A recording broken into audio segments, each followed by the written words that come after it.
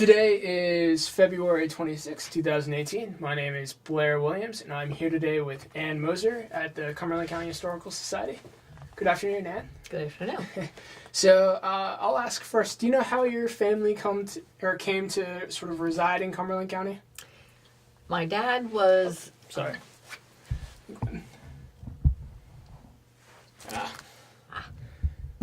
All right. Navigating. Sorry about that. It's okay. There we go. All right, we'll start over. That's fine. Today is February 26, 2018. My name is Blair Williams, and I'm here today with Ann Moser. So, good afternoon, Ann. Good afternoon. Thanks. I'll start by asking, do you know how your family came to reside in Cumberland County?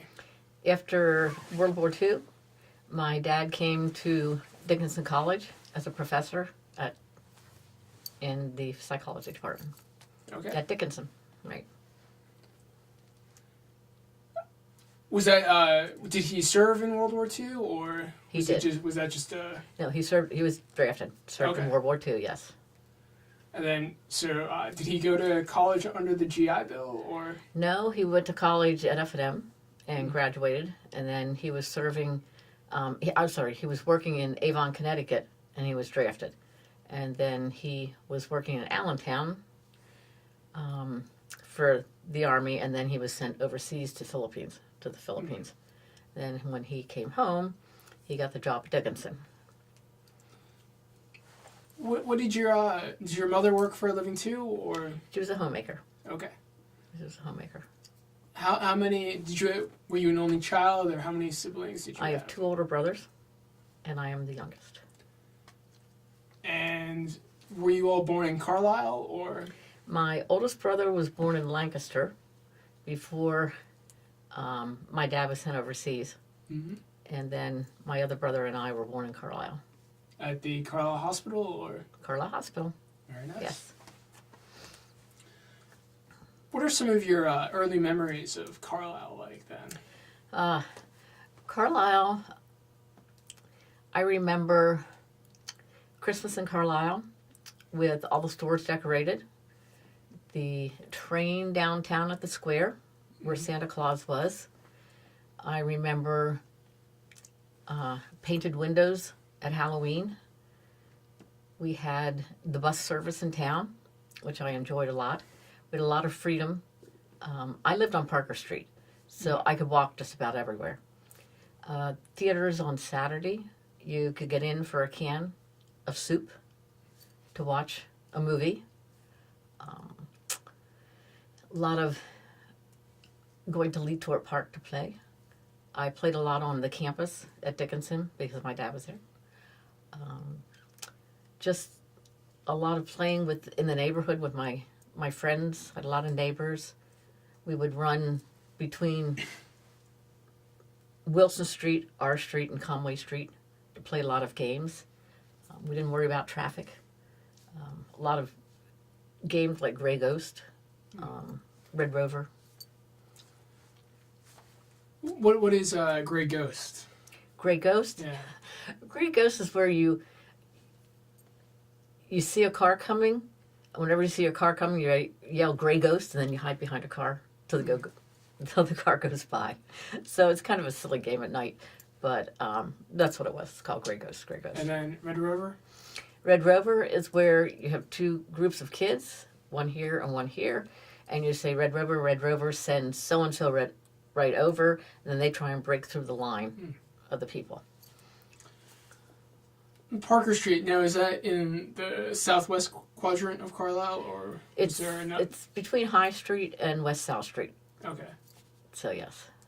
And then at that time, was Moreland Elementary built yet, or? It wasn't built till 58. Okay. I went to my first 2 years of school at Franklin Elementary School, which is now the YMCA, and then Moreland Elementary School was built. But I knew it in the beginning as just farmland, all farmland. We went sledding there. My brother did some hunting there. But then it started to get built up with all these houses, and it changed quite a bit. Quite a bit.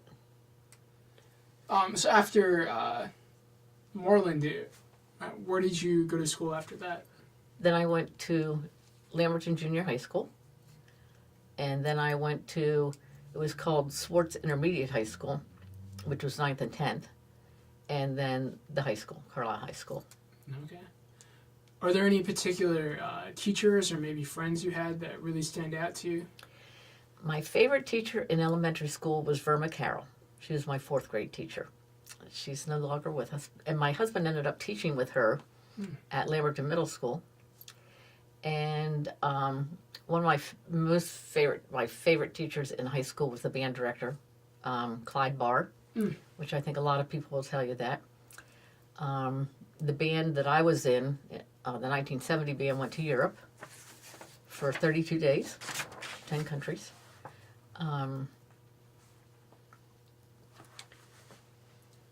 What was band practice like under Mr. Barr? Well, we would go during the football season, we would go at 7 o'clock in the morning and practice for about half an hour to 45 minutes. Of course, we would start school. And then we would go after school for about an hour. And then Saturdays, we would practice. And then, of course, when it was concert season, we would practice all during the day, too, or have different practices during the day. We would meet, we have courses that we would meet and practice for concert band. And then when we found out we were going to Europe, the practice intensified. I mean, we would have practices where the cars would have to turn on their headlights because it started getting so dark. And we left on June 22nd, I think it was. And so we practiced long hours after school was out. And but it was great. It was great. Which instrument did you play? I played the alto clarinet. Okay. Alto clarinet. Started at clarinet, and then he changed me to the alto clarinet. Yeah. I know the band under Mr. Barr went to Europe twice. Right. I know one time they did very, very well at the World Championships. Was that was my year. Yeah. Was your 1970. So what was that experience like then? It was great. Yeah. It was great because we were given the highest score ever in the field performance. In fact, they gave it to us. They gave us the award before other bands had even performed. So they gave us the highest award, the highest score, and gave us the award when we left before other bands had even performed. So, and we got high awards on both the field march, or not, I think they call it field march, or marching, which is just marching around the track. And then we got high awards in the concert band as well. I know you had to do a significant amount of fundraising for that. Yes. What did that entail? We did, well, you could rent a kid, so people could rent you out to do things like, run, trucks and things like that. But we also had a craft store downtown. We had calendars that were made up that you could sell, but it was a personalized calendar, so you could you could have what you wanted on it, which would be people's birthdays, things like that. Submarine sandwiches, sales out the wazoo. Oh my gosh, I don't know what else. Just about everything you could think of, we did. Sure. Oh, we sold Christmas trees. There were just so many opportunities. And we each had to earn $200 ourselves. And then the band boosters helped us earn the rest. You mentioned people could rent a kid. Did you have to do any of that work, or did anyone rent you? Or Nobody rented me, but I worked in the craft store. Okay. I worked in the craft store quite a bit. Yeah. I was a maid at Howard Johnson's to earn my money. All right. I mean, I got a job as a maid at Howard Johnson's. One of my friends' fathers was the manager at Howard Johnson's. So we worked as maids on the weekends. Okay. She was also in the band? Yes. Yes, she was in the band as well. What was her name? Michelle Maples. Yeah, okay. Yeah. So shifting a little bit, how active was your family in the community? My father in particular was very active. Okay. He was on the board of the Y, excuse me, he helped start the Carlisle Community Daycare. He became president of the Carlisle Community Daycare downtown. That was the first daycare in the area. He helped with the integration of schools. He was also the first school psychologist in Carlisle. He left the college for a while. He became the first school psychologist in Carlisle. He did the testing of kids being adopted in the Cumberland County area for a while. I don't know how boards, but he was on a lot of boards downtown. My mom was a little bit under the radar, but she was involved as well. But she was more involved as the mother, or, I'm sorry, as the wife of a Dickinson professor, but she was also involved as a den mother. I was in Brownies and Girl Scouts. She was involved in that. She was very involved in the church, in the choir, and my dad was very involved in the church. So, by church, you're referring to Second Presbyterian? yes. Okay. What are some of your early memories of going to Second Pres?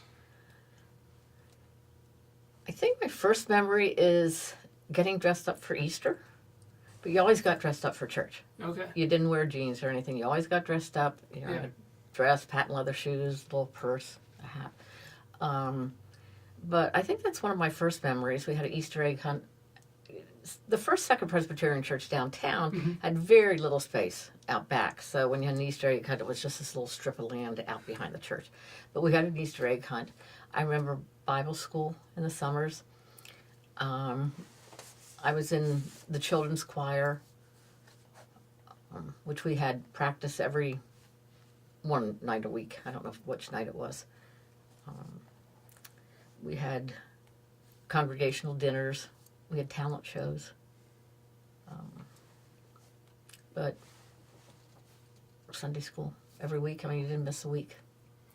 Do you remember who your Sunday school teachers were? You know, I remember Jean Schlossnagel as one. I remember Mary Brandt as one. Other than that, I don't. I wish I did. I know that Fran Sanders was one of my Bible school teachers. But I don't remember other than that. But I'm sure there were many. Yeah. I remember at Christmas we used to get oranges and Lifesaver notebooks. So, you know, that was something we got every year. We always looked forward to that. We would go up to, it was called the Dutch Cupboard, which is where Carlisle Bakery is now. It was a little diner between Sunday school and church when I got older, and we would get a donut and a soda. But Okay, so you had Sunday school first, and then Right. you had... right, then we had church. So we had like a half an hour in between. So when I was maybe 12, 13, we would go up in between and get a donut and a soda. Yeah, that was a big thing. Yeah. Yeah, it was a big thing, yeah.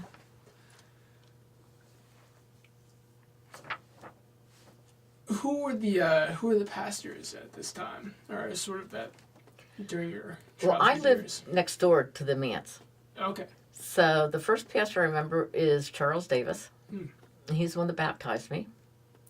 And then came Ken McCracken. And then Mike Ferguson. And then Jack Larson was the associate pastor. And then Jim Gilchrist.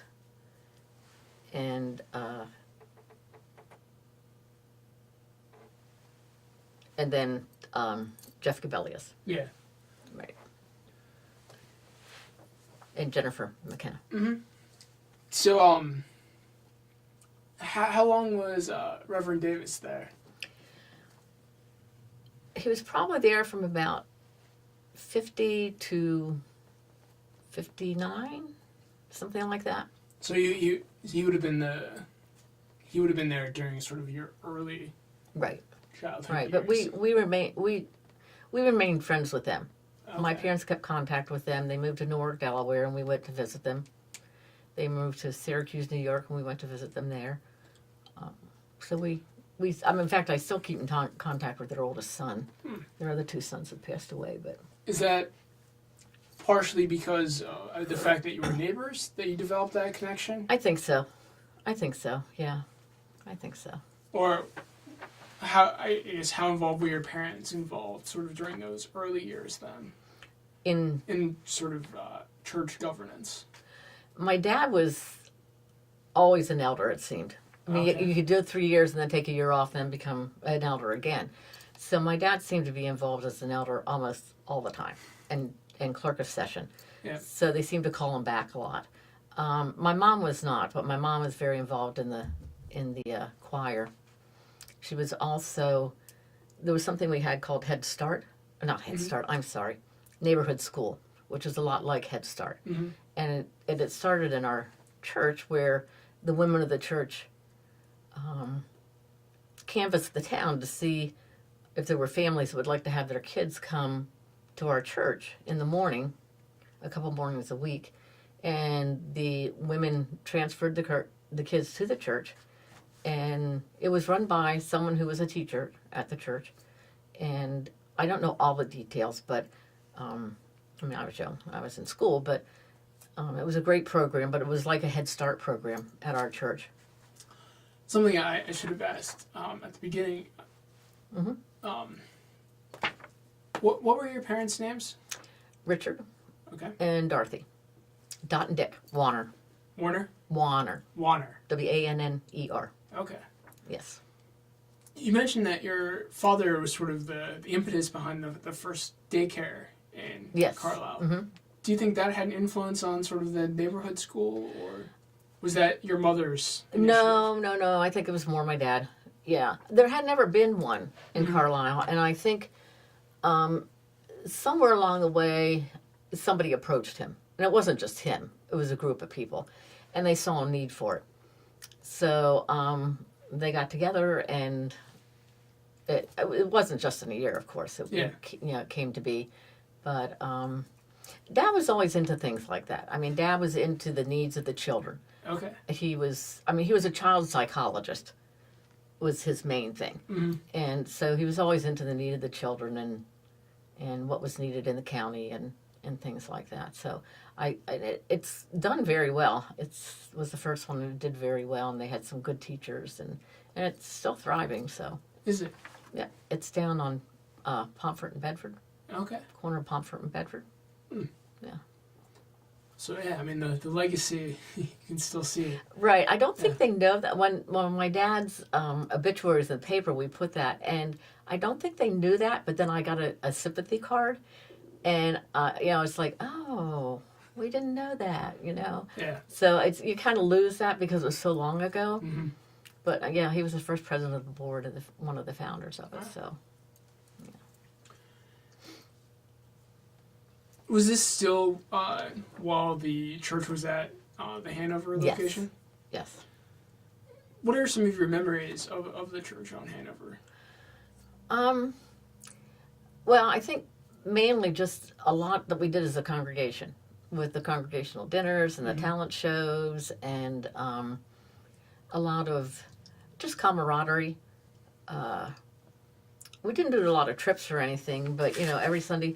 One interesting thing was in the summer, the pastors would switch pulpits from First Presbyterian Church 1 month during the summer. So the Second Presbyterian pastor would go to First Presbyterian Church 1 month, and the First Presbyterian pastor would come to our church 1 month so they could have a vacation. So that was kind of interesting. So we would go to that church during 1 month, and First Pres would come to our church during 1 month, so they could each have that time off. But I think it was just the talent shows and the dinners, and where everybody would do a potluck or excuse me, or something like that.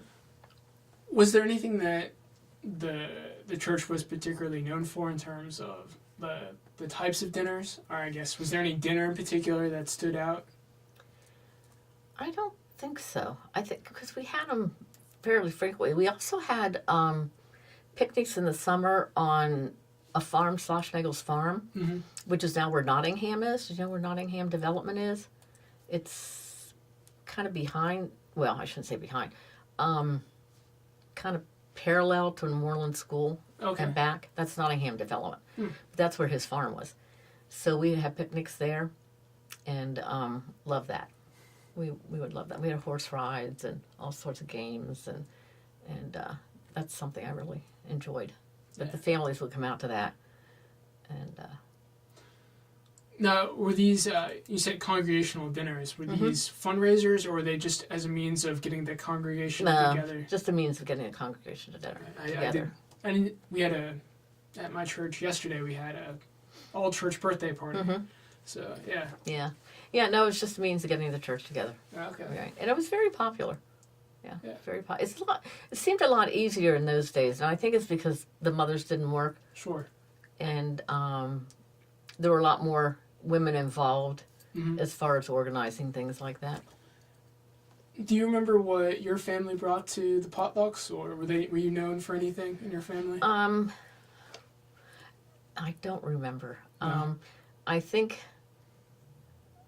don't know. My mom was in the kitchen a lot, so I'm not quite sure what we brought. I really don't. It could have been anything. It could have been dessert. It could have been a vegetable. Sure. It could have been a salad. I really don't know.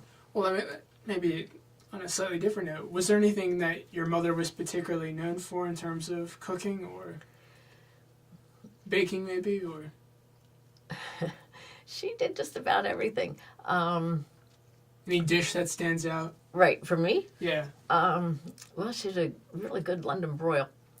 I loved her London broil. And she made great birthday cakes. And, and her Thanksgiving dinner. Oh, my gosh. Loved it. When I went to Europe, we were eating stuff that I wasn't familiar. And she asked me what I wanted when I came home. Yeah. I said, I wanted your Thanksgiving dinner. So that's what she made me when I came home from Europe. Wow. For Thanksgiving dinner, yeah. Was this like a study abroad, or? No, with the band. Okay. With the band, yeah. Okay. So I had a Thanksgiving dinner in August. Yeah. I'm blanking on it. It'll come back to me.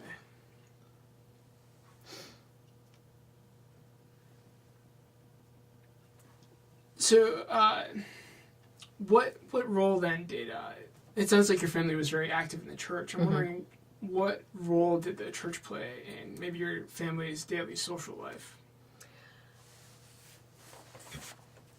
Well, I mean,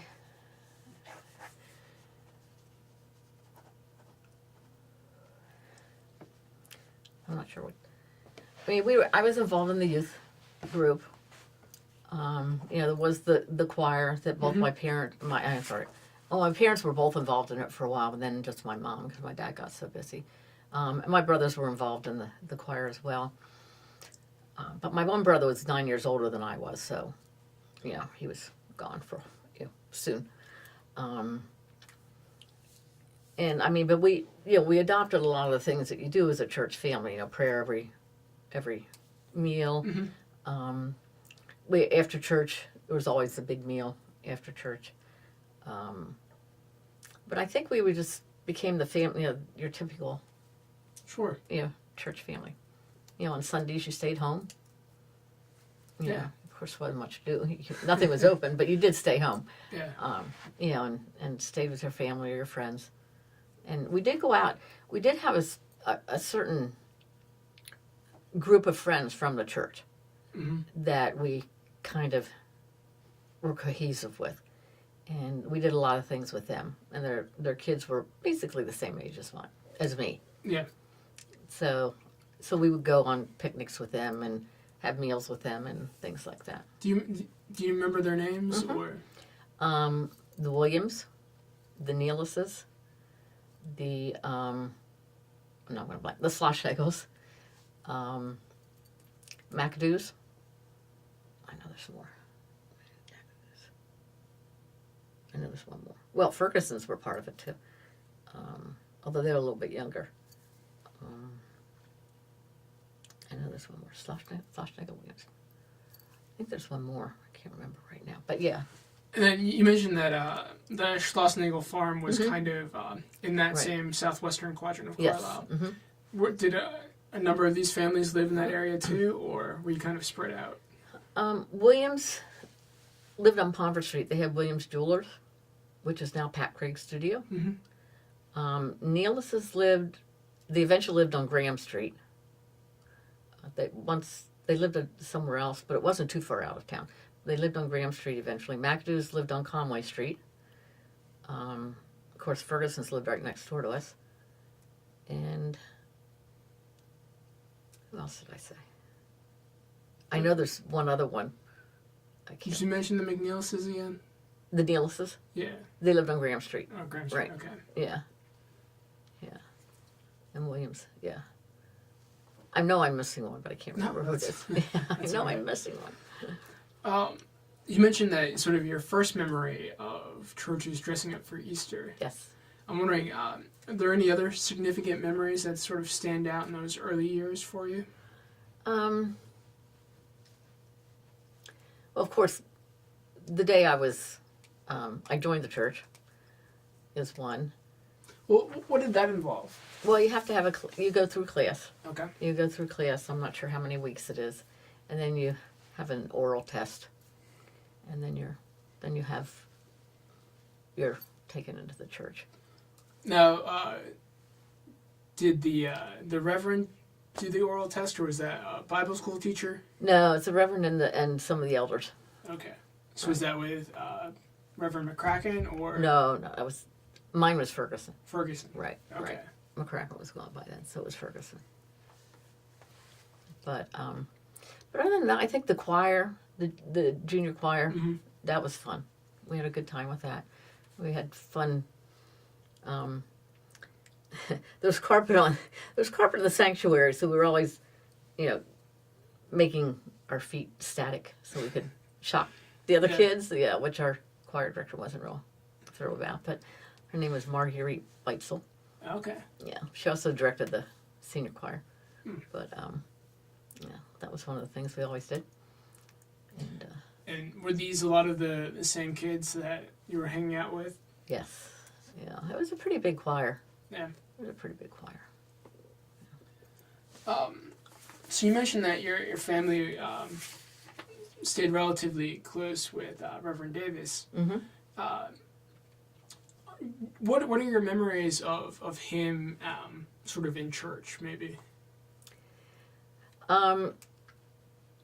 He was very punctual. He liked to keep his sermons to a certain amount of time. He very, very warm, very open. His wife was a sweetheart, very sweetheart. Now they had 3 sons, so they did a lot of pranks. The sons did a lot of pranks. They were very active, but he was very warm. They went to Scotland one year, and someone from Scotland came over to take their place. But I had a lot of good memories of them, but of course I was young, so it was a little different than having Mr. Ferguson here. He was here for 30-some years. Yeah, before he retired. But I have a lot of good memories of the Davises.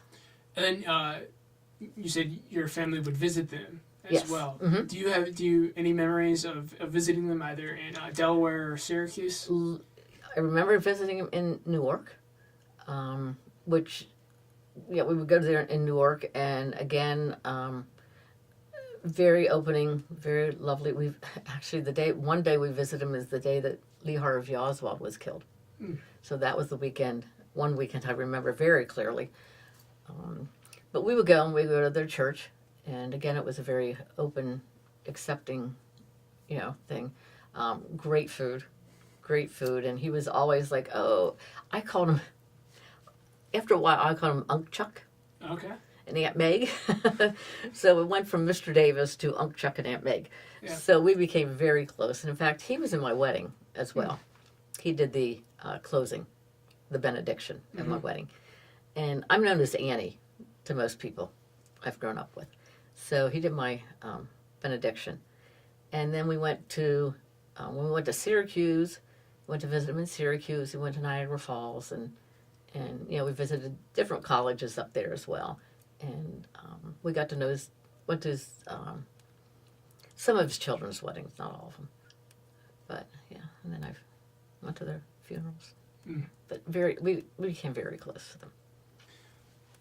You said that you were visiting colleges. Was that your father's business trips, or was that you looking at colleges to attend?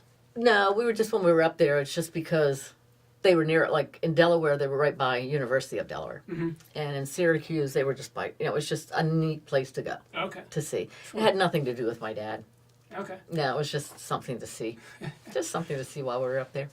My daughter ended up going to University of Delaware, but had nothing to do with that. And then I know Reverend McCracken wasn't there for very long, but what are your memories of him? He was not a very warm and open person. He was very different from Mr. Davis. He had two daughters, twins. Now I was very close to them, Betty and Trudy McCracken. So I was very close to them, liked them a lot. Didn't particularly care for Mr. McCracken as much as I did Mr. Davis. And I think that's the problem. It just wasn't Mr. Davis. He just wasn't Mr. Davis. So, and he wasn't there very long.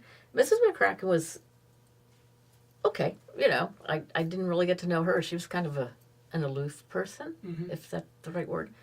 But Betty and Trudy, I was very fond of. And again, they would have lived next door to you? Yes. All of them have. And well, all of them have until Gilchrist. Yeah. Were they, were Betty and Trudy your age? Or? They were a couple years older. Okay. Right. And they had a big collie. I didn't have any dogs, so they had a big collie. So I was really happy to have this dog next door too. Yeah.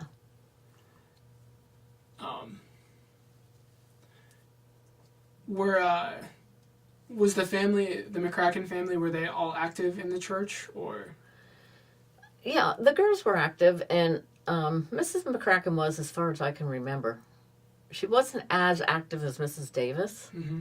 Mrs. Davis was very active. She had circle in her house, that type of thing. I don't believe Mrs. McCracken did, but I may be wrong with that. But I do remember Mrs. Davis did. And you kind of know that. Yeah. Because the door's always open. Open houses for Christmas and things like that. I don't believe Mrs. McCracken did. What was it different going from, aside from the change in pastors, different from having, I guess, 3 boys next door to having the 2 twins? It was a little bit, yeah. A little bit. I mean, it was nice having the girls, but I really liked. The older boy next door was the same age as my older brother. Okay. So they did a lot of things together. They did pigeons, homing pigeons, and they did some other things together. The other brother was pretty much the same age as my other brother, and John, the younger brother, was just a few years older than me. And I think because our mothers got along so well, and we did a lot of things together, it was nice. Just the families were nice together. Yeah. Now, it was nice for me having the girls, because it was girl things. Yep. But I did miss the Davises a lot. Yeah. But I didn't have that warm feeling of family with the McCrackens that I did with the Davises. Well, I think someone described him as being very much military oriented. Yeah, that's a good way to put it. Yeah. That's a good way to put it, yeah. That's a good way to put it, yeah. And then after they left, of course, the Fergusons came. Right. So, what are some of your memories then of Mike as a pastor first? Then Mike was a wonderful pastor. Very, very warm. Great sermons. When they came, I was old enough to babysit, so I babysat their kids, and they went out to visit every single member of the congregation. So they got to know every single member, and I got to babysit their kids to get to know their kids. So he was so busy in the community as well. So he got to know the community, he got to know the congregation, wonderful sermons, and they just did a lot. I mean, we had picnics on the patio, and well, I'm sorry, I'm getting ahead of myself because I'm talking about the new church, but we still had the congregational dinners. Yep. And we still had a lot of things happening in the old church as well. You said that did both Mike and Jackie go out to visit everyone? Yes. Every member? Mm-hmm. Yep. They went out as a couple. They're a pair. Yeah. They are a pair. So yes, they both went out to visit. And she remains very active in circles and things in the church. You know, she's just a really good minister's wife. Yeah. Yeah. I remember, I think it was when I was speaking with her, she commented that certain people afterwards would always, I guess, she felt like she established a precedent that she felt bad about because, of course, for her it was easier to do some of that stuff compared to people nowadays. Mm-hmm.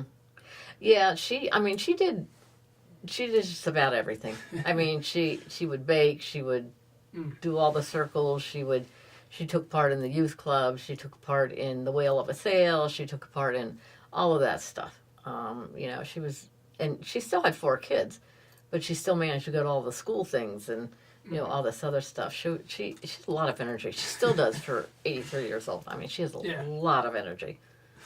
Yeah. You mentioned that Mr. Ferguson gave some very good sermons. Mm-hmm. Was there anything in particular that you remember about them, or? I know it's been a while, so probably the particulars are. Well, I can't say I remember a particular sermon. It's just that they always came together. Mm-hmm. They were true to what his topic was, whatever it was supposed to be. It didn't go like off topic. Yeah. And it kind of drew you in, and it was pertinent to whatever was happening sometimes in the day. Mm-hmm. It wasn't political, but it was pertinent to what might be happening. I mean, you might be hurting about something that was going on in the world, or something that was going on in the community, or something that was going on in the congregation. Mm-hmm. But it might be something that was very pertinent to what was going on. So, and he might have a series at one time, you know, so he'd follow the series. So it was always very moving, or good, whatever. Yeah. Yeah. And then you mentioned that you babysat their children when they first came. Right. So what were they like as neighbors then? Oh, they were wonderful neighbors. I mean, you couldn't ask for better neighbors. And my mom and Mrs. Ferg and a neighbor across the street, Mrs. Kingsborough, they became very good friends, and they would go out shopping for Christmas gifts and things. They would go out, you know, like at 8 o'clock in the morning, come home at 5 o'clock at night, and, you know, and things like that. So, yeah, they were great neighbors. You know, I don't know how you could ask for better neighbors. I think that, you know, my mom and Mrs. Kingsborough and Mrs. Ferg would get together for coffee every morning, and it was just a real, I mean, our whole neighborhood was great at that point. You know, it's just, the wives would get together, and Chris didn't work, and you know, it's just everybody would help everybody in that neighborhood. It's I have now moved back to my parents' home. Okay. So I'm back in the same house. So you're neighbors again? With Mrs. Ferguson, I am. Yes, with Mrs. Ferg. I've never gone back to calling her Jen. I mean, it's always Mrs. Ferg for me. Sure. But yes, I'm her neighbor now again. Have been for about 12 years. Okay. Yeah. It was just nice. It's very nice. Yeah. To be back home. Yeah. And then, of course, Jack Larson came as an associate pastor. Right. Do you have any memories of Jack, or? Well, yeah, of course. I mean, he was associate pastor. Good sermons, great musician, very good at music, and that's kind of why he came as well. I mean, he came as the music director and the associate pastor, so he had kind of a dual job. So, did he do like a sermon a month, or? Yeah, he would do about one a month. And that would just give Pastor Ferguson sort of a break? Right. He would also do maybe a prayer during this. I can't remember exactly. He might do a scripture in the prayer as well. I don't remember exactly, to be quite honest with you. But he did do the anthem and very talented. But they both started the youth club at the new church. He didn't come till the new church Yep. was established. But they started the youth club, which we had over 100 kids coming to every Wednesday night. So we would have a meal that was done by the parents, and then the kids would come from all over town. And there were teachers there for a lesson, and there was, athletics and things, and then the meal. Now, was Jack ever were you in the choir at any point when he was director? Or? No, my mother was, but I was not. Do you ever remember her talking about him as a choir director? Yeah, I mean, she liked him. She was used to, when she sang in Lancaster, which is where she met my dad, in the choir in Lancaster, she had somebody by the name of Helge Pearson, and he was Westminster trained. And then Marguerite Beitzel in First and Second Pres was also, I think, Westminster trained. So it was a little hard to go from them to him. But he was very good. I mean, he was very good. Now, Westminster being? Westminster Choir College. Okay. Yeah. Which is a little different. And, but he had a lot of enthusiasm. He was very talented music-wise. But, yeah, 'cause I believe he was in Princeton Seminary, so I guess yes, that would have he been was in Princeton different Seminary. Yeah. And my brother went to Princeton Seminary as well. Okay. He's a retired pastor. Yeah.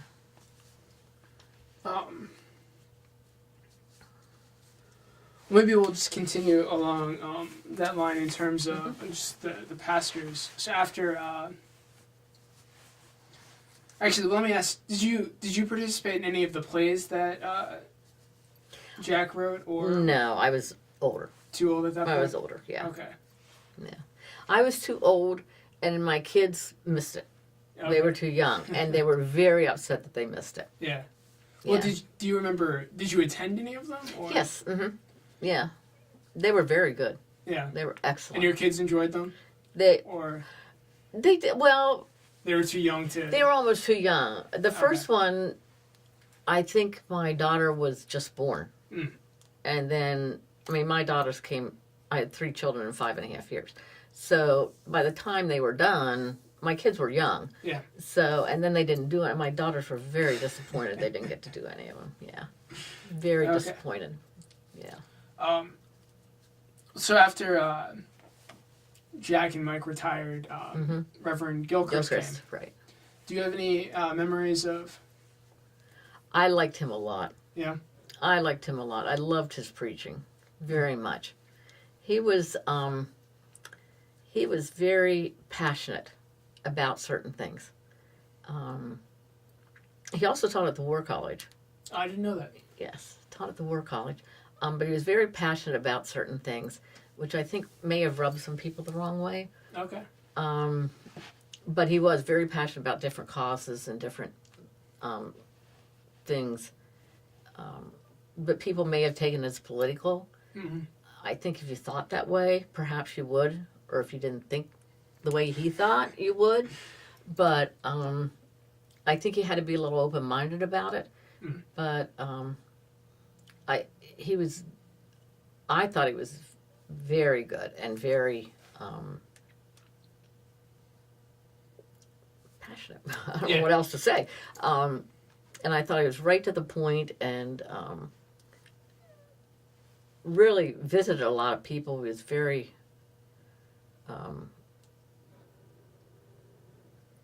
very caring. You know, I was really sorry to see him go. Yeah. Really sorry to see him go. It's interesting. I think I was speaking with Frank Brandt, and he also mentioned that Second Presbyterian has been very fortunate over the years, and he even discussed the Reverend before Pastor Davis, Reverend Schaefer, as sort of the first person that he remembered. Okay. And he commented that Second Pres has been very fortunate over the years to have some very good people. Right. And it sounds like that's the case with your comments about Right. Reverend Gilchrist. Right. Especially after 30 years of the Fergusons. Right. Right. Yeah. Yeah. Now the interim wasn't No. all that great, but Well, maybe that's not the worst thing, though. no. It Right. allows you Right. to see. Exactly. Exactly. Yeah. Yeah. Yeah. But yeah, Jim was great. I'm really sorry to see him go. And was the dynamic, I'm guessing at this point, you were no longer living in the house that you grew up in, so you wouldn't have been neighbors anyway. When Gilchrist was... no, correct. I was out in North Middleton Township. Okay. Right. But he wasn't. That was no longer the Manse. yeah, no, I realized Right. that. But I guess the question I was going to ask was it different not getting to know the pastor as sort of a neighbor as well? I think so. Yeah, I think so. Although I got to know Jim fairly well just because I was an elder, Okay. and so I did. I mean, I was on some boards and was active at that point in the church, so I did get to know him fairly well. But not as a neighbor, right? But not as a neighbor. Yeah, you're right. Yeah, not as a neighbor. Yeah, and even when I moved in North Mountain Township, my parents were still next door to Ferguson's. Yeah. So I still did a lot with them. Yeah, still got to see them quite a bit. And they celebrated my children's birthdays and graduations and everything. I mean, they were still part of the family. I mean, they're like family. Sure. What can I say? You know. Well, you mentioned that as during when Reverend Gilchrist was there, that you were an elder and you served on some committees. Are there any particular committees or that you remember or that stand out? I was in the health ministry, I was also a deacon. I was an elder and I was a deacon, so I went from elder to a deacon. So health ministry is part of the deacons. Okay. And I really enjoyed that because I was a social worker in a nursing home for 18 years. So that kind of was part of what I did. So I enjoyed the health ministry. And I also served on the older adult ministry. So it kind of was both. That kind of entailed my... Sure. Was there anything in particular about that ministry that stood out to you, or that the health ministry? Or the older adults. Well, you're just trying to reach out to the congregation. Yeah. And find ways that you can help them in either involving the older adults or finding some way to engage them. Or in the health ministry, we did blood drives, which we still do. We did health fairs. We had my neurologist came in and spoke on different topics. We just had different educational things for them. We're just trying to reach out to do some education and things like that. Dietary things. Sure.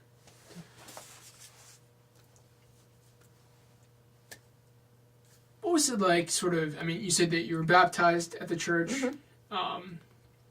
You joined the church, and then you eventually became an elder and a deacon. Right. Sort of, what was that experience, like growing up and then sort of becoming a leader in the church? Right.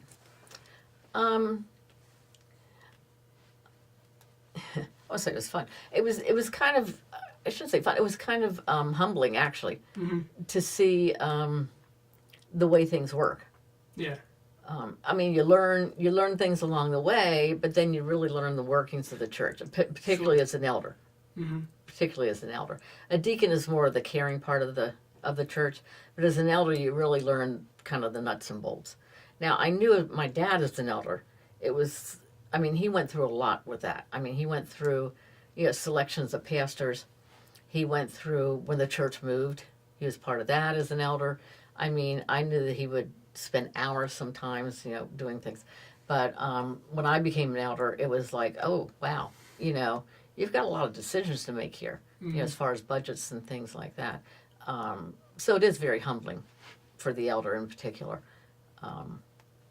But it's, and I kind of felt like I was carrying on a legacy with my dad. My one brother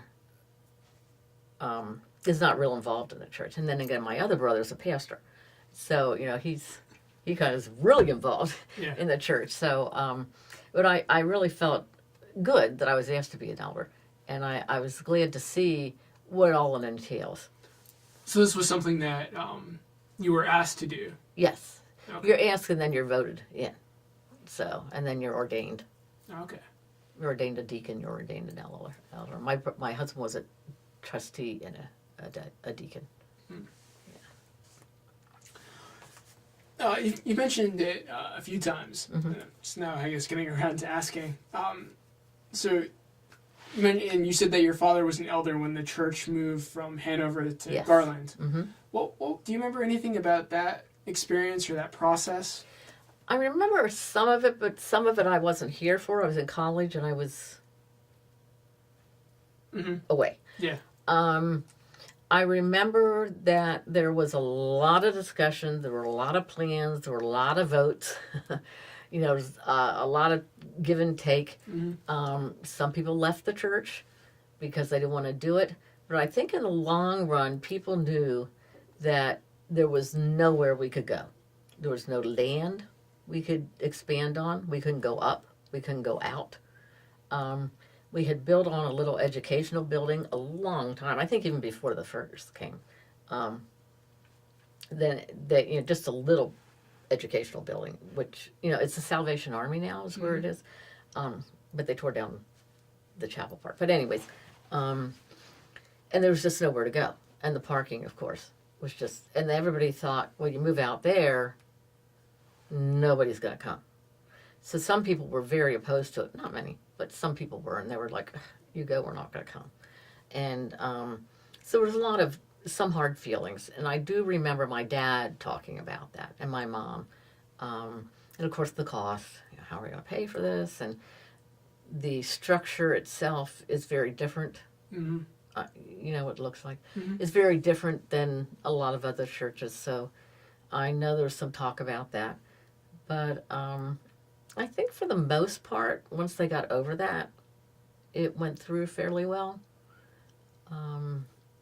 Once they explained that the sanctuary is the arms of God, encircling the congregation, and what it was meant for, and things like that, people were starting to warm up to it. And do you remember if your parents were supportive of the plan? Oh, yeah, absolutely. Yeah, they were very supportive of it. Okay. Yeah, and most of the people they knew were supportive of it. I don't know of anybody except one person that was not supportive of it. And I think I've spoken with at least one person who said he wasn't, but then eventually came around to saying, he admitted he was wrong and that it was... Right. Well, the one person who was not supportive of it did not come around. Okay. And they ended up going to the Methodist church. Yeah, it was an attorney in town. But they just said, nope, we're not going. We're going somewhere else, and that they did. So, but that's the only person I know of that, I'm sure there were others, but... Yeah. But that's one that I'm really well aware of. Yeah. Well, you mentioned that you served on a couple committees, and elder and deacon. Were you ever a Sunday school teacher? I was a Sunday school teacher. Yes, I worked in the nursery. I taught at youth club. Yeah. What did those positions generally involve? Well, there was planning, usually lesson plans. Nursery, not so much, but yeah. Lesson plans. You usually had what do I want to say? A curriculum. Okay. That you followed. And you kind of knew what you were doing, but you also got your own plans together. So you had a lesson, and you usually had a craft or something. I also had, later on, when they had Kirk Night, it was called, I had something called Annie's Kids, which were kids 4 and 5 years old. So I would do, and I just made up my own curriculum. And which I thoroughly enjoyed. I love little kids and babies and things like that. So I love doing the younger kids. Yeah. So we had Annie's kids, the 4 and 5-year-olds, and I usually taught the younger kids in Sunday school as well. Did you have to do any sort of training or? We usually had one Saturday where we would meet and just discuss the curriculum or something. Okay. Yeah. Now, was the Sunday school still happening before church, or? Yes. Yeah. It was usually at 9 o'clock. 9 to 10. Do most of the kids then go attend church as well, or? Most of them. Yeah, most of them. Okay. For a while. It's kind of different now. Yeah. And then, were you ever involved with Whale of a Sail? Yes. Yeah.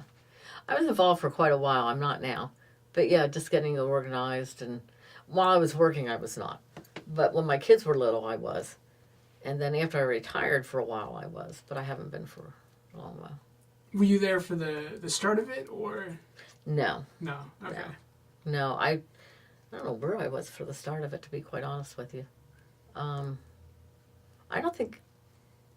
not even sure I was in I was in school, and then I was in Mount Joy for a while.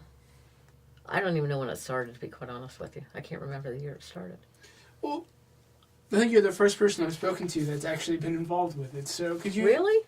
Could you sort of describe what the experience was like in sort of organizing it and... Well, you just put out in the bulletin or the Chronicles, which is the newsletter, that it's in April, it's in November and April, and that it's Whale of a Sail, and that we're collecting, good used articles to sell, and it's for the missions. It's Presbyterian women that are going to use the proceeds as for missions.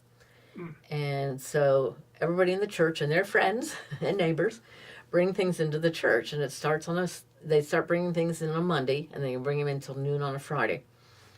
And then they start separating them into different categories.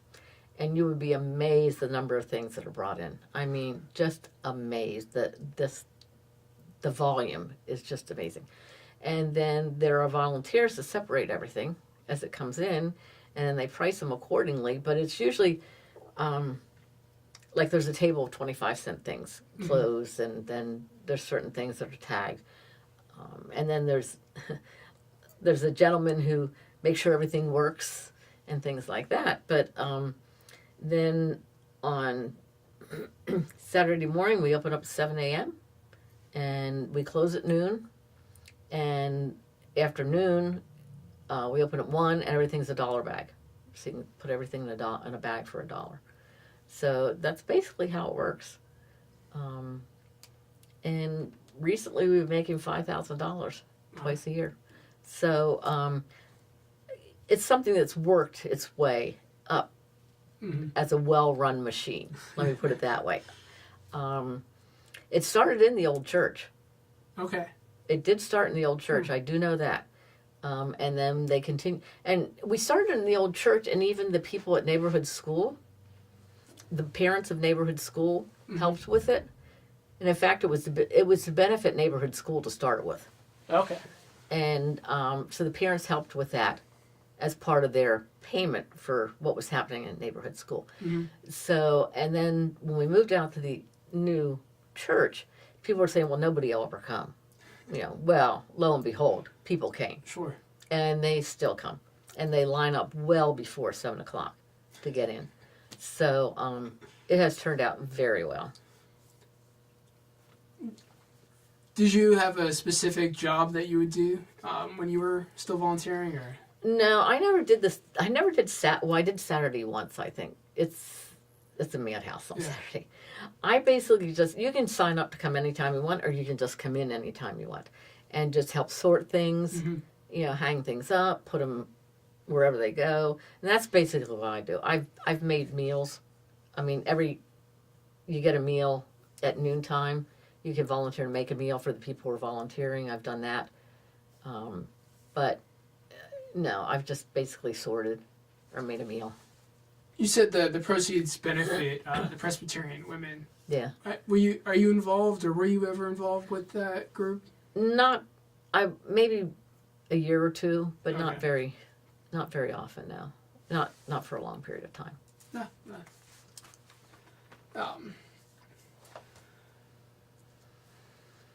During your time as sort of serving in leadership roles or on committees, maybe even the Well of a Sale, are there any particular individuals that stand out to you that you worked with? Lillian Wong is one. She was both on my health ministry and she's in Presbyterian Women's as well. Charlie Spears is very active in older adult ministry. In the health ministry, I had a lot of help from Linda Banks. She was very good as well. Let's see who else. Kathy Beck with Presbyterian Women right now in Well of a Sale. There's a lot of people that help with Well of a Sale. I hate to leave anybody out. No. But there's just a whole group of women who are very good at that. But I don't know. Sure. I don't want to leave anybody out. No, I understand. Sort of during your time at Second Presbyterian, are there any sort of issues that you remember or events aside from sort of the big move that you remember the church having to deal with, or that came up?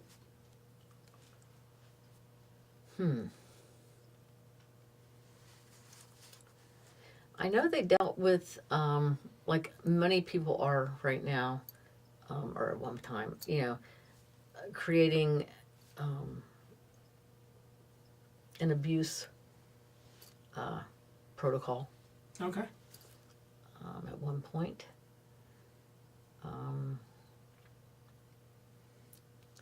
I don't know. I mean, they do the big things like Haiti, or Honduras, I'm sorry. Things like that. The big fundraisers and things for that, like that. I don't know.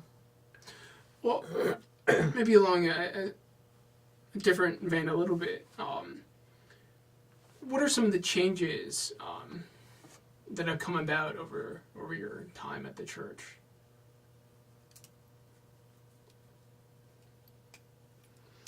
Well, let's see. I mean, changes they're kind of subtle along the way, but there are changes. Right now you see changes as far as attendance. You see changes with the choir. Changes with the Sunday school. I think you see changes with attendance all around, and I think a lot of it has to do with just the workforce. I guess it does. I don't know. Sure. When all the mothers were at home and things like that, it was a little bit different. Although I must say, I worked as well, and my kids still came, and we were still active. So I'm not quite sure. I think there's a different attitude, somewhat, these days. I know my children are not active in church, which I'm not quite sure why. They aren't. Yeah. So it's not, even though we brought them up in the church, and they're all baptized, but it's changed for them, and hopefully they'll get around to it. But do they live locally, or? 2 live in Maryland and 1 lives in Oregon. Okay. Yeah. So and not far in Maryland. I mean, it's like an hour away, Clarksburg, hour and a half, and and I find that a lot. I find that a lot with people that I talk with. But I think there's just a different attitude right now about how things are done, and so I find that in the church too, that there's not a lot of people volunteering to do Sunday school or different committees and things like that, and I find that very sad. I feel I've done my job. Sure. I feel bad that I'm not doing more, but I've done a lot, so Yeah. I wish people would do more. I get kind of frustrated, but so we're into what I like to call the metaphysical questions here. Do you recall a time when faith played a particularly important role in your life? I had I had a stroke when I was 48, a fairly serious stroke, and 30% chance of survival. So I think, yes, that had a lot to do. Faith had a lot to do with that. And I think my family will tell you that as well, even though they're not practicing it right now.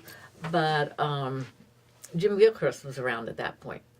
And, of course, Mr. Ferg and all of those, they came up. And I was a Hershey. And, And I had a stroke 2 years after that, too, and then I had to stop working altogether. So I had to really rely a lot on faith at that point because my whole world changed. I couldn't work anymore. I do have some deficits from it. So things changed a lot for me. So I had to rely a lot on faith at that point. Just with the recovery and sort of trusting in God. Right. That things would be okay. And I went into a very, very deep depression. Very deep depression. Took a long time to come out of it. Yeah. Well, then, so you mentioned you did come out of that depression. So, I guess how, and relying on faith and during that experience, and so how has the sort of that faith journey influenced your life over the years then? Well, I think you have to rely on people. You have to trust people. You have to trust God. I also have to trust the medical field, and I think some people don't. Yeah. And I have to also tell people, I want to tell people my journey too, because with the depression in particular, I have a wonderful psychiatrist, and I trust him. And, some people just don't believe in that. And I just think you have to put everything together. And I think people don't do that. Well, how did the experience of then, you grew up, your father, you said, was a child psychologist, right. So I'm guessing that helped you sort of accept that right. role of the psychiatrist. Mm-hmm. Do other people that you talk to, do they not having that experience, is it more difficult for them to accept then, or? Well, there is that stigma. There is that stigma of the depression. And there's that stigma of, a psychiatrist and a stigma of the medication and all of that. So when you talk to them about it, it's like, and people who don't want to take the medication or just, they take it and they feel better and they stop. And it's like, no. You've got to listen. You've got to listen and do what people tell you. And if you feel better, there's a reason.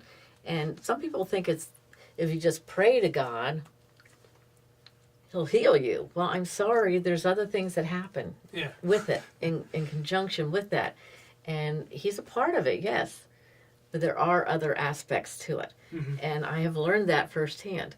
And I want people to hear that and understand that. So, well, shifting a little bit, you've mentioned your husband a couple times, also serving as I think you said a deacon and a trustee. How did you meet your husband? At college. And where did you go to school? Bloomsburg. Okay. Was he from? I'm guessing he wasn't from Carlisle or the area. No, he was from Boyertown, which is near Pottstown. He grew up on a farm. And then, how did you meet at Bloomsburg? Well, I was studying to become a special ed teacher, and his brother was as well. His brother's a little bit older than he is, just a year older. And his brother was doing some volunteer work at a park with some special needs kids, and I was doing it as well. And Larry was helping his brother. So we just kind of met there at the park. Okay. Now his brother, coincidentally, graduated a year ahead of us and got a job in Carlisle teaching, and he now belongs to the church as well. So we both live in Carlisle. Okay. So that's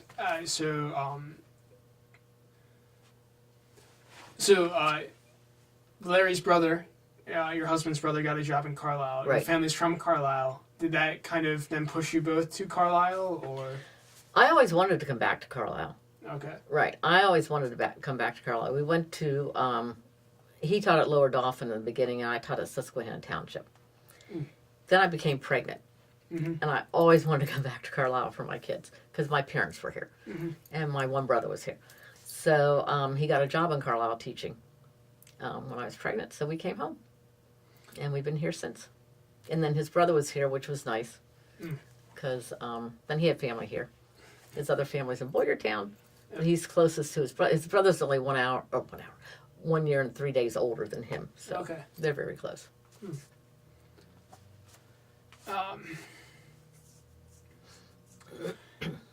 So you mentioned that you were a teacher at Susquehanna Township, and then you said you got pregnant. So I'm guessing, did you then go back to work afterwards, or did you take some time off? Well, I didn't go back to teaching. Okay. Oddly enough, you can be a social worker with a special ed degree. So I became an admissions director at a nursing home.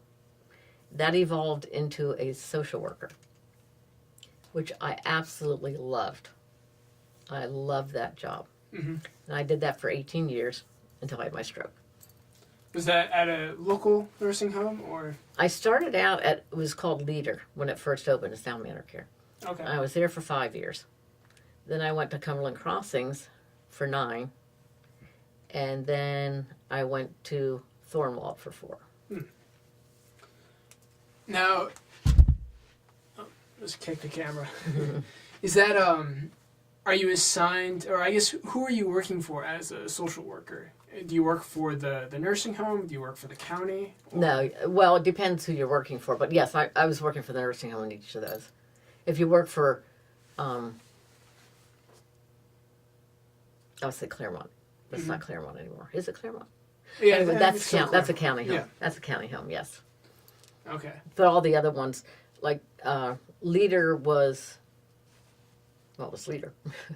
Cumberland Crossings at the time was owned by Carlisle Hospital. But now it's not. It's owned by, I don't know who it's owned by, Lutheran or something. And then Thornwald is owned by United Church of Christ. Homes. Okay. Yeah, well, I didn't know if, as a social worker, you were sort of independent of the nursing home and sort of serving as, not necessarily, I don't know if the working for the county, but sort of social, but I guess that's different, so. No, you work specifically for the nursing home. And you do all the admissions direction, or just, well, it depends on the nursing home, but I was doing all the admissions, discharges, care plans, Okay. everything. Roommate assignments, roommate problems. Yeah, it was just jack of all trades. Yeah. Very interesting, but I really loved it. Are there any residents who were characters or that stood out to you? I had one. I only had him for a weekend. But he made that much of an impression? He made that much of an impression. They called me. It's while I was at, where was I? I was at Cumberland Crossing. No. I was at Leader. They called me from the hospital, the social worker, and said, can you take this guy, John? Oh, I thought I never met. Forget his name. His first name was John. It was an automobile accident. And it turns out that he had gotten in his car at New England and drove till he ran out of gas and got off at the Pike to get gas. But he was at this gas station, saw that the gas was cheaper across the road and just drove across the road and was in an accident. And so I had to call my administrator to get the okay. So he said, okay, we'll take him. And he had all this money in cash in a suitcase in the back of his car, so he paid cash for the weekend. Well, that Monday, they called me and said he's up on 81 walking to get home. So I said, okay, you know. So I went up at 81, and the social worker, at that time I was an admission director, so the social worker was walking with him. And I tried to get him in my car, and he wouldn't get in. So then I had to call the state police, and he would get in the car with the state police. Mm.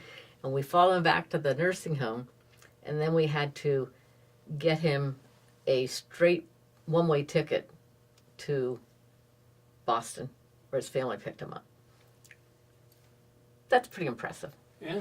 That's pretty impressive. But yeah, there were a lot of people. I mean, there were a lot of people who were either, there were a lot of people that are just so wonderful that I just fell in love with, you know, and some that were just so cantankerous.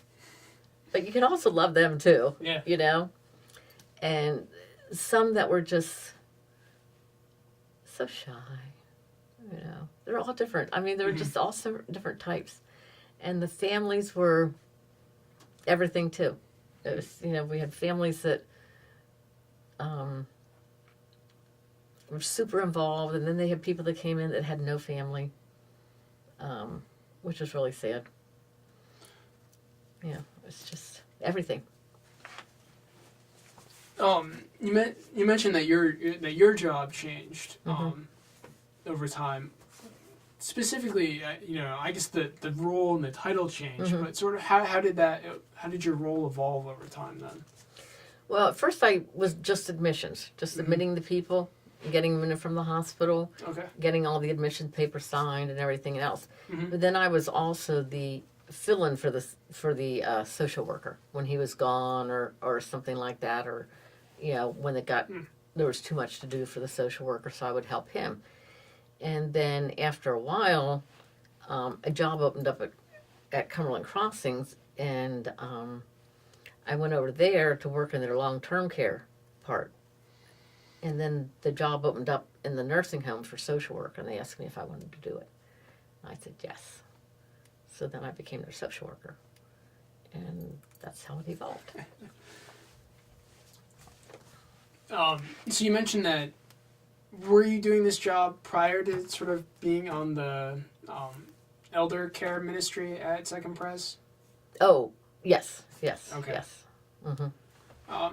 Sort of how did that job sort of inform, or how does it inform sort of the work that you do with Second Pres? Or with the older adult ministry? Well, it just gives you an insight into some of the needs. As far as, well, health ministry too, as far as what their likes might be, what they might like to do, as far as transportation, as far as medical needs when you're going out. That was also true of, with the health ministry, we had a comfort room. So we had certain things in the comfort room. It's somewhere you can go if you're not feeling well. So we had certain things in there. We also got the AED set up a certain way.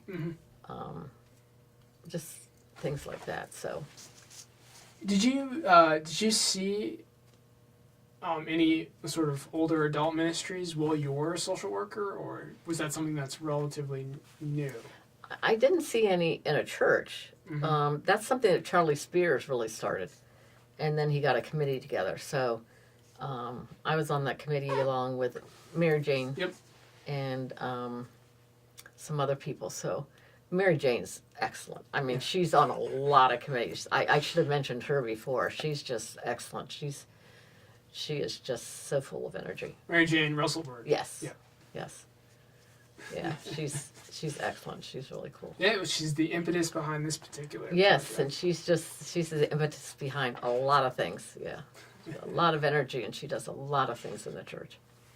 One of the last things related to this topic is sort of, were there any special knowledge or skills that you had or that were required for the job?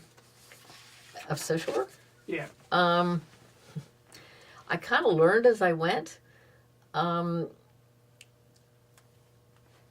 had to know. I mean, you had to know state and federal regulations Okay. as they apply to the nursing home.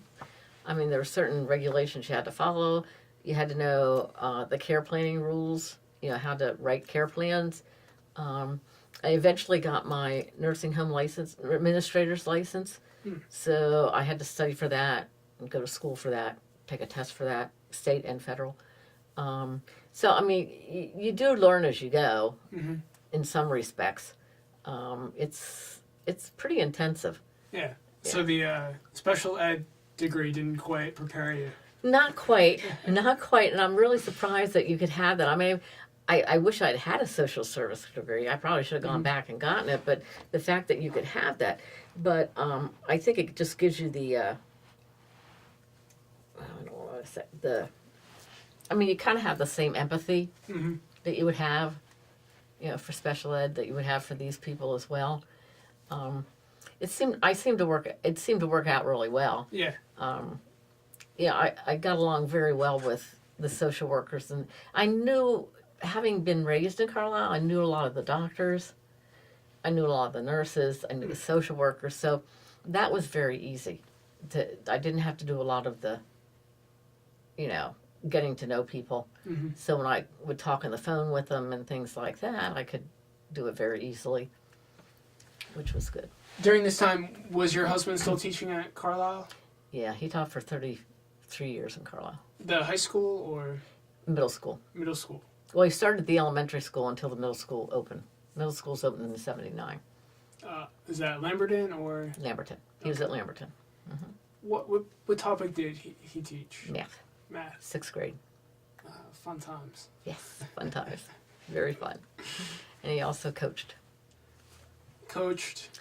Cross country. Cross country. He coached cross country, and he also coached track at Dickinson. Okay. Yeah. But he coached cross country for like 21 years at the high school with Harold Travis. And now he's PIAA official. Okay. For track and cross country. And I'm sure he was, he helped you quite a bit after you had your stroke too. He did. Yeah. He's a good guy. Yeah, all but my youngest daughter were gone. And she was a senior in high school, so, yeah. My one daughter was in college. My other daughter had graduated from college, so, yeah, he was the only one home.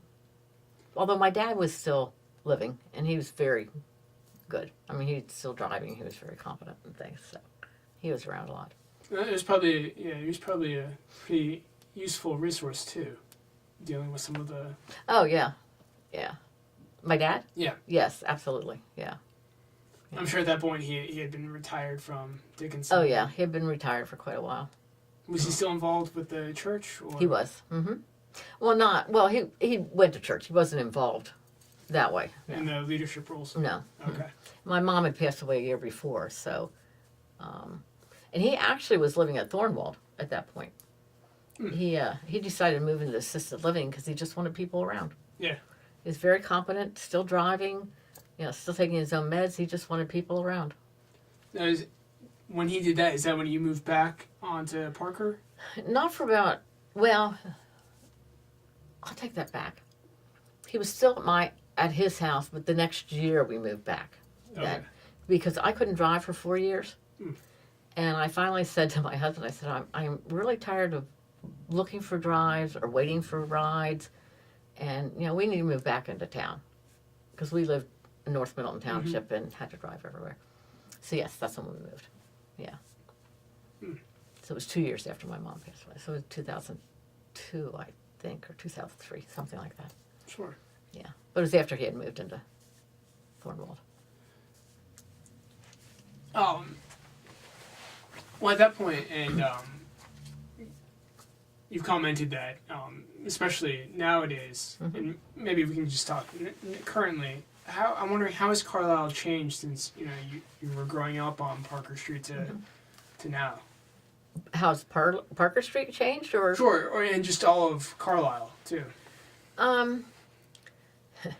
Well, downtown's changed quite a bit, but it's kind of coming back. Mm-hmm. I mean, you had all those little shops and everything, which were great, and then it all kind of went out to the malls. Yeah. And that's where you went to shop. You went out to the malls, Hills, Well, actually, and sorry, Tally Mart. just to interrupt a little bit. Do you remember shopping at any particular shops like Bowman's or? Oh, yeah.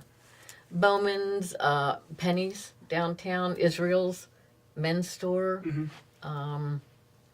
Bonton was downtown. There was Bachman's Men's Store, which they belong to our church, actually, Bachman's. Woolworths. Woolworths was great. Anything you couldn't find, you went to the basement of Woolworths. Yeah.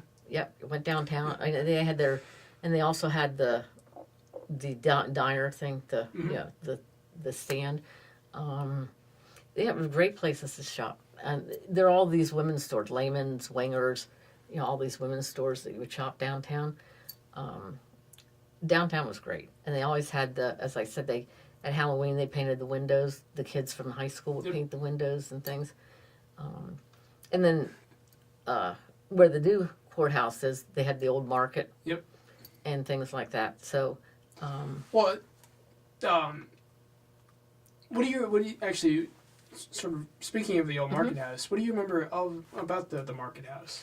I remember going in there with my mom to shop, to get things.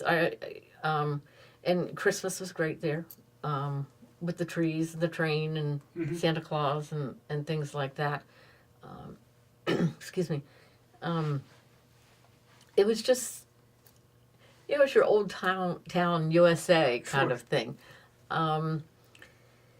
We also went out to the farmers market on York Road every Friday. I remember going out there. My mom would have a basket. She would get everything in. The MP was downtown, where the Denim Coffee Company is. We would go there to shop for groceries. There was a Smith's music store downtown. We'd go get all your music, all your albums and things. Yeah. So, there was just so much downtown. Well, you mentioned this earlier, and I forgot to follow up with it. You said you were a Girl Scout. Yes. Not for very long. Okay. Not for very long. I'm not a real... my brothers were... I went to the Michaud, the Camp Michaud, twice. I was not a camper. That was the school. That was the church camp. Okay. I went there 2 years. I did not like it at all. No. My brothers loved camp, but they went to Y Camp. Camp Thompson. Camp Thompson. They were counselors. They stayed there all summer. I went to Camp Michaud and cried the whole time. Do you remember the swimming pool at Camp Michaud? Yes, I do. I do very well. Very well, yes. Did you ever swim in it, or? I did swim in it, yes. I was a big swimmer. Okay. We were charter members of the Carlisle Swim Club, and my dad was actually a swimmer for the swim team at the Y in Lancaster. So he was a big swimmer. So we started swimming early in our lives. So, yes. Well, the reason I ask, I've heard that pool was very, very cold. Well, it was probably spring water, yeah. But I didn't care because I just liked to swim. So that was probably the best part of camp. Well, I remember the barracks, and they had the pictures that the prisoners drew on the walls, and I can't believe they didn't preserve all that. From it's just an amazing camp when you think about it. Now I appreciate it. Yeah. Back then, I just wanted to go home. I just wanted to go home in the worst way. But, they had the barracks, which were where you slept. But they had you could see the pictures that the prisoners drew. And I remember Vespers and, in the fields and the dining hall. And, I didn't appreciate it. I probably should have, but I'm not a camper. But, yeah, I remember the swimming. We had volleyball on, yeah. Okay. Yeah. When you said did your family belong to the YMCA? My brothers did. Okay. My brothers did. And my dad was on the board. Okay. I belonged to the YWCA, YW. which was downtown at the time. Mm-hmm. Yeah. And we had square dances and all sorts of stuff. My mom was on that board of that. Did your brothers ever participate in any of like the gymnastics or like circus? I don't know. Okay. I don't know. I know they had dances, Mm-hmm. but I don't know about that. My brother was a big wrestler in high school. He may have, because he would. My oldest brother, knew Lloyd Davis. Yep. Very well, and Carl Davis. No, Lloyd. Lloyd. Wasn't Davis. Lloyd. Oh shoot. I know who you're referring You know who to. I'm referring to. Knew him very well. Because we have photos of him doing crazy acrobatic circus exactly. stunts. Knew him very well, but and then Carl Davis, who he wrestled with, I think did gymnastics. But anyways, Lloyd, that's gonna drive me crazy now. But anyways, he was married to somebody in our church. Jeannie. Oh well, anyways, but yes, he may have. Tom would have been the one, not Jack. Okay. And Tom was very wiry. Mm-hmm. He still is very wiry and very bendable. But Jack would never have done that, I don't think. But Tom might have, yeah. I've seen pictures of my brothers of the Y. I went up there once to look at the Y pictures, Camp Thompson pictures, to see if I could find my brothers. At the Historical Society? Yeah. And I did. I found them. And so, you said that Carlisle is sort of, I guess, coming back to that, what you kind of remember with shops in downtown. Yeah, somewhat, yeah. So, sort of maybe after you came back from, Bloomsburg, was it just empty downtown, or what was it like then? Somewhat, yeah. It was, I mean, you had more of the malls. You had the big mall, you had Penny's, and you had the Bon-Ton, and you had the mall out here, the MJ Mall, and there was Hills, and I forget what else, but we were always going out to that mall or that mall. Very seldom were we coming downtown, although we had good parades. I must admit, we had good like Christmas parades and things for the kids, and Halloween parades and things. Although I think they're coming back. But the stores downtown weren't quite as good. But now they're much better. They're much better. I really like. Did the church participate in the parades at all, or were you participating through other organizations, or were you just attending them? I was just attending them. Okay. Or my kids were marching the band. Oh. I was marching the band when I was in high school. My kids were marching when they were in high school, and they were in when it was 200 people, 200 kids in the band under Dave Rohr. So that was a big band. Yeah. Were they involved in any of the big trips that the band took under Mr. Rohr? My one daughter went to Disneyland. Okay. Disney World. Yeah, Rose Parade. So Disneyland. Yeah, right. So that's California. Yeah, they were pretty active. They went to California, they went to Florida, they went to New Orleans. Yeah, they got some pretty nice trips in. Were you involved at all with the band when your kids were there? Oh, my heavens, yes. Yeah. We were band boosters 10 years in a row. Yep, we did chaperoning, we did the band stands, we worked in the Keystone Invitational. My husband, bless his heart, he would do the cross-country meets, and then he would go to the bandstands. And we didn't do we didn't chaperone as much, just that was too much. But we went to every single ACC tournament up in Scranton. We went to a lot of tournaments, a lot of competitions, probably almost all of them that were close enough.